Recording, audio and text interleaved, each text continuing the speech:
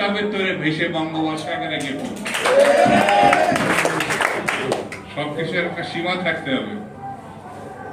এমন কোন কথা বলবো না যে কথার দায়িত্ব নিতে পারবো না। বিএনপি সম্বন্ধে যে অভিযোগ করছো, সেই অভিযোগের জবাব যদি বিএনপি শুধু থুতু ফেলে, সেই থুতুর মধ্যে তোমার খুঁজে পাওয়া যাবে না। সেই জন্য আমি বলবো, হিসাব করে কথা বলা, হিসাব করে চলা, আর গণতান্ত্রিক রীতিনীতি মানা। এটি যদি ব্যর্থ হও, তাহলে ফ্যাসিস্টদের তুমি একজন হিসাবে নিজেকে চিনতে পারো। এই ধরনের প্রতিহিংসামূলক দৃষ্টিভঙ্গি নিয়ে রাজনীতি করা ঠিক হবে।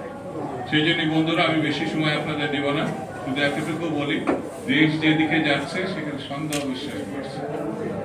সেখানে সরকারের প্রতি মানুষের যে সমর্থন, আশা ছিল, বিশ্বাস ছিল, সেই সমর্থন, বিশ্বাস, আশা আস্তে আস্তে টুটে যাচ্ছে। এই জিনিসটি এই সরকারকে বুঝতে হবে।